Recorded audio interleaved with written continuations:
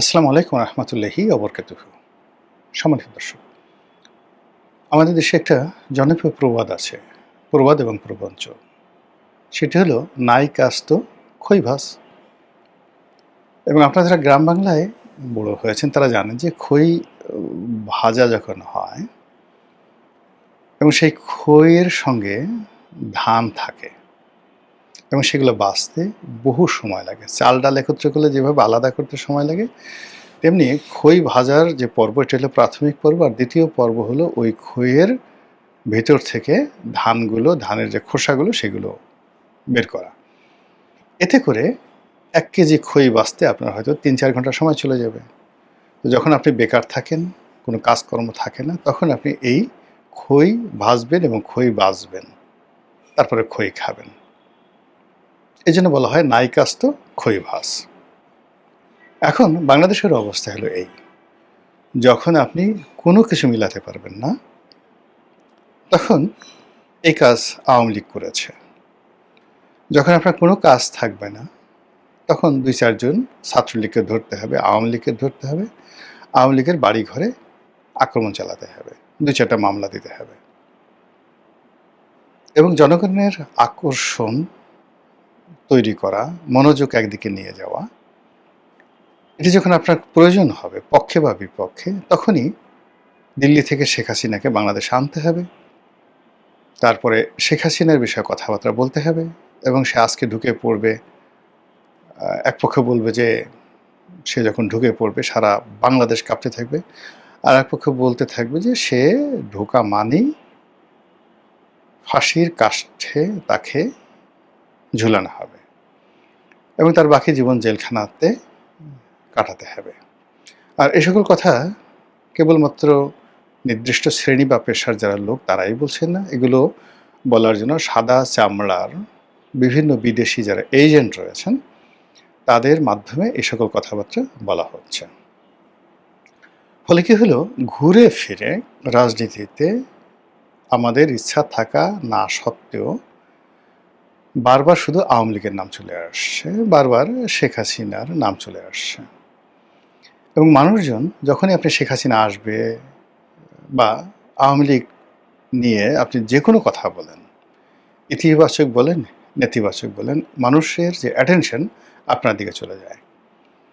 এই বাংলাদেশে এখন বঙ্গবন্ধুকে গালি দিলে বা তার পক্ষে কোনো কথা বললে আপনি দৃষ্টি আকর্ষণ করতে পারেন। আপনি যদি এখন নেতিবাচক অর্থে নায়ক হতে চান, বঙ্গবন্ধুকে খুব করে গালি দিতে হবে, মুক্তিযুদ্ধকে গালি দিতে হবে, বঙ্গবন্ধুকে কাপুরুষ বলতে হবে, ইত্যাদি নানা রকম ঘটনা। আর আপনি যদি সুপুরুষ হতে চান, বীর পুরুষ হতে চান, তাহলে এই যাকে বলা হয় আমি মুক্তিযুদ্ধের পক্ষের শক্তি, শেখ হাসিনা ভালো ছিল, তারপর শেখ হাসিনা আসবে, বাংলাদেশ হাসবে, এই ধরনের কথাবার্তা বলতে হবে ইত্যাদি। কিন্তু এরই মধ্যে আমাদের যে বিবর্তনগুলো হয়ে গেছে মন এবং মানসিকতার, বাস্তবতা হলো যে একটা সময় মানে শেখ হাসিনার জমানার শেষ একটি বছর ভারত বিরোধী মনোভাব একেবারে তুঙ্গে গিয়ে পৌঁছে গিয়েছিল। আর অন্যদিকে আমাদের দেশে যে চিরায়ত মার্কিন সাম্রাজ্যবাদী বিরোধী একটা মনোভাব ছিল এবং আমরা আমেরিকানদেরকে পছন্দ করতাম না নানা কারণে। ১৯৭১ সালে তারা বিরোধিতা করেছে, তারপরে ৭৪-এর যে দুর্ভিক্ষ তারা সৃষ্টি করেছে, বঙ্গবন্ধুর হত্যাকাণ্ড থেকে শুরু করে আরও অনেক কিছুর সঙ্গে তারা জড়িত। এমনকি জনাব তারেক রহমান সাহেবকে ব্ল্যাকলিস্ট করা, ১-১১ ঘটিয়ে ১-১১ ঘটিয়ে বিএনপিকে ক্ষমতাচ্যুত করা, এটাও মার্কিন প্ল্যানে হয়েছে। এবং পরবর্তীতে যখন এই ১-১১ যারা কুশীলব তারা বিপদে পড়েছে, তাদের সবাইকে আমেরিকা আবার তাদের নিজ দেশে আশ্রয় দিয়েছে। মঈনুদ্দিন, ফখরুদ্দিন থেকে শুরু করে ১-১১ যে বিশাল বিশাল কুশীলব তাদেরকে আমেরিকা আশ্রয় দিয়েছে। আর বাকি ছোট ছোট যারা কুশীলব তাদেরকে ২০০৯ সনে আওয়ামী লীগের উপর ছেড়ে দিয়েছে, আওয়ামী লীগের জিম্মায় দিয়েছে। আওয়ামী লীগ তাদের কাউকে চাকরি দিয়েছে, কাউকে নমিনেশন দিয়ে এমপি বানিয়েছেন, কাউকে কাউকে সামাজিকভাবে, রাজনৈতিকভাবে, অর্থনৈতিকভাবে নিরাপত্তা প্রদান করেছেন ১-১১ কুশীলবদেরকে। এবং এটা সবই হয়েছে আমেরিকা দেন ভাইয়া দিল্লির মাধ্যমে। তো সেই দিক থেকে আমাদের এই দেশে একটা প্রবল ভারত বিরোধী মনোভাব ছিল এবং আমেরিকা বিরোধী মনোভাব ছিল। কিন্তু শেখ হাসিনার জমানার শেষ একটা বছরে যেকোনো কারণে হোক না কেন মানুষের মন আমেরিকার দিকে ঝুঁকে যায় এবং বিএনপি, জামাত, অন্যান্য এমনকি বামপন্থী যারা লোকজন আছে তারাও আমেরিকার Joe Biden, Peter D Haas এদের ভক্ত হয়ে পড়ে এবং আওয়ামী লীগের প্রতি মানুষের যে বিরক্তি এমন একটা পর্যায়ে পৌঁছে গিয়েছিল, সবাই চাচ্ছিল যে পিটার হাস বাংলাদেশের প্রধানমন্ত্রী হন, প্রেসিডেন্ট হন, জনগণ ভোট দেবে। পিটার হাসের জনপ্রিয়তা এমন একটা পর্যায়ে চলে গিয়েছিল। কিন্তু সেই পিটার হাস, ডোনাল্ড লু, এমনকি আমরা বহু মানুষ ডোনাল্ড লুকে শান্তির অবতার মনে করতাম যে সে কেন আসে না। আমরা অনেকেই চিন্তা করতাম যে আমেরিকা এত দেশে এত বোমা মারে, এত সৈন্য পাঠায়, তারা কি সৈন্য পাঠিয়ে সেই শেখ হাসিনার যে পেটো বাহিনী তাদেরকে দমন করতে পারে না?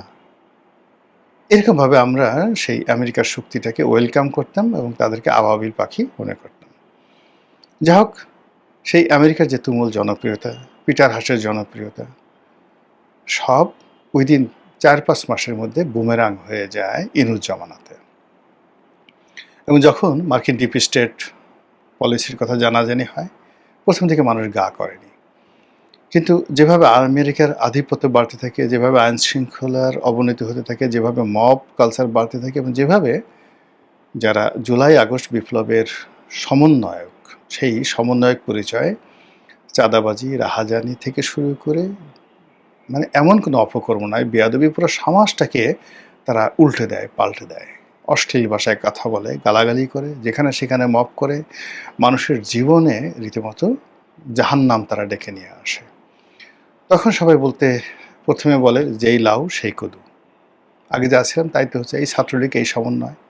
আর কদিন পরে দেখা গেল যে না, এদের তুলনায় ছাত্রলীগ ভালো ছিল, এদের তুলনায় যুবলীগ ভালো ছিল এবং ইউনূসের তুলনায় শেখ হাসিনা ভালো ছিল বলে সবাই বলতে শুরু করে আগেই আমরা ভালো ছিলাম। জাস্ট আফটার 3-4 মান্থ এবং ধীরে ধীরে ধীরে ধীরে সেই আমেরিকার বিরুদ্ধে মানুষের জনমত আবার সে আগের মতো হতে থাকে এবং পিটার ডি হাস রাতারাতি, ডোনাল্ড লু, পিটার ডি হাস রাতারাতি ভিলেনে রূপান্তরিত হন। তো এই যে তারা ভিলেনে রূপান্তরিত হলেন এবং সেই রূপান্তরিত হতে হতে আমেরিকা বুঝলেন যে তাদের হাতে সময় বেশি নাই, ক্ষমতা খুব দ্রুত পরিবর্তন করতে হবে, হতে হবে, অথবা যদি আমরা এটা নিজেরা নেগোসিয়েশন না করি তাহলে শেখ হাসিনার বিরুদ্ধে যেভাবে একটা গণ অভ্যুত্থান হয়েছে, ইউনূসের বিরুদ্ধে তার সাথে আরও বড় ম্যাসিভ গণ অভ্যুত্থান হবে। তার আগেই তারা একটা নির্বাচন অনুষ্ঠান করে ফেলে, বিএনপির হাতে ক্ষমতা চলে যায় এবং ইউনূস এবং জামাত এবং অন্যান্য এনসিপি তাদেরকে একটা সেফ এক্সিট আমেরিকার পক্ষ থেকে দেয়া হয়। এইভাবে আমরা আসলে শুনে আসছি। গল্প হতে পারে, মিথ্যা হতে পারে, সত্য হতে পারে, but that is the fact. তো এরকম যখন অবস্থা হয় তখন ওই যে আমেরিকার বিরুদ্ধে যে ক্ষোভ, এনসিপি বিরুদ্ধের যে ক্ষোভ, জামাতের বিরুদ্ধে যে ক্ষোভ, এটা বাড়তে থাকে। আর যখন একদিকে ক্ষোভ বাড়তে থাকে তখন অন্যদিকে মানে অপোজিট, যেমন ভারত, আওয়ামী লীগ, ছাত্রলীগ সঙ্গতির কারণে ওইদিকে ক্ষোভ কমতে থাকে। মানে তারা যে অন্যায় করেছে, ভুল করেছে, ভ্রান্তি করেছে, জুলুম করেছে, অত্যাচার করেছে, এগুলোকে কেউ অস্বীকার করছে না। কিন্তু বর্তমানে এক একজনের জীবনে যে দ্রোহ, বিদ্রোহ, যে কষ্ট, যে অভাব, যে অভিযোগ মানে একত্রে এসে পড়েছে, এটার মানে সামাল দিতে গিয়ে তারা আর ভারত বিরোধিতা করতে সময় পাচ্ছে না। খুব করে উস্কানি দেওয়া হচ্ছে বিভিন্ন মহল থেকে, এই ভারতের দিল্লি না পিন্ডি, সবার আগে Bangladesh, I have a plan. মানে এই জিনিসগুলো এখন অনেকটা মানুষের মুখে মুখে ফিরছে নেতিবাচক অর্থে। এখন নরেন্দ্র মোদী দিল্লি, অমিত শাহ বা সীমান্তে যে পুশিং হচ্ছে, এগুলো নিয়ে সীমান্ত উত্তেজনা আছে, কিন্তু বাংলাদেশের মানুষ তারা বলছে ভাত দাও, কর্ম দাও, ব্যবসা দাও, বাণিজ্য দাও, ইত্যাদি ইত্যাদি। ভাত দে হারামজাদা, নচেৎ মানচিত্র খেয়ে ফেলবো। তো এই যে একটা অবস্থা তৈরি হয়েছে, সেই অবস্থার মধ্যে শুধু বারবার সামনে আসছে শেখ হাসিনা কবে আসবে, শেখ হাসিনা আদৌ আসবে কিনা, শেখ হাসিনার সঙ্গে দিল্লিতে কারা কারা দেখা করছেন, তারপরে বিভিন্ন রকম মিডিয়া তো মূলধারার মিডিয়াকে বলছে না, কিন্তু সামাজিক যে মাধ্যমগুলো রয়েছে সেখানে যারা আওয়ামীপন্থী ইনফ্লুয়েন্সার রয়েছে বা বিএনপি বিরোধী ইনফ্লুয়েন্সার রয়েছেন, জামাতপন্থী ইনফ্লুয়েন্সার রয়েছে, মানে সব মিলে একটা জগা খিচুড়ি তৈরি করে শেখ হাসিনাকে এমন একটা জায়গাতে মানে বসানো হয়েছে, অবস্থা দৃষ্টি মনে হচ্ছে যে শেখ হাসিনা সেখানে মুঘল সম্রাট আকবরের মতো বসে আছেন। নরেন্দ্র মোদী, ভ্লাদিমির পুতিন, আমেরিকার প্রেসিডেন্ট ডোনাল্ড ট্রাম্প নিয়মিত সেখানে তাদের প্রতিনিধি পাঠাচ্ছেন এবং শেখ হাসিনাকে বাংলাদেশে পাঠানোর জন্য, বরণ করে নেওয়ার জন্য তারা সর্বাত্মক প্রস্তুতি নিচ্ছেন। এবং শেখ হাসিনা যেদিন আসবে, মানে এরকম একটা আওয়ামী লীগের লোকজন প্রচার করছে, সেই দিন ভারতের জঙ্গি বিমানগুলো, আমেরিকার জঙ্গি বিমানগুলো, এমনকি রাশিয়ার জঙ্গি বিমানগুলো একত্রে সে শেখ হাসিনার যে প্লেনে তিনি আসবেন সেই প্লেন গার্ড দিয়ে বাংলাদেশে নিয়ে আসা হবে। এইরকম একটি অবস্থা তৈরি হয়েছে। আর যখন এরকম একটা ঘটনা ঘটে, শেখ হাসিনা তো খুব ছোট খেলোয়াড় নন, অনেক পাকা খেলোয়াড়, বহু ঘাটে পানি খেয়েছেন, বহু মানুষকে নাস্তানাবুদ করেছেন, জীবনে বহু উত্থান পতন দেখেছেন। কাজেই এরকম একটা যে পরিবেশ তৈরি হয়েছে, সেই পরিবেশটিকে 16 আনা নিজের পক্ষে ব্যবহার করার জন্য যত কৌশল রয়েছে, যত শক্তি প্রয়োগ রয়েছে, যত সম্পদ বিনিয়োগ রয়েছে, সব জিনিসগুলো তারা মানে আওয়ামী লীগ এবং শেখ হাসিনা নিজে যুগপৎভাবে তারা করছে। ভারত তাদের শতভাগ ওকে আছে। ইংল্যান্ডে তারা একাধিক লবিস্ট ফার্ম তারা নিয়োগ করেছে।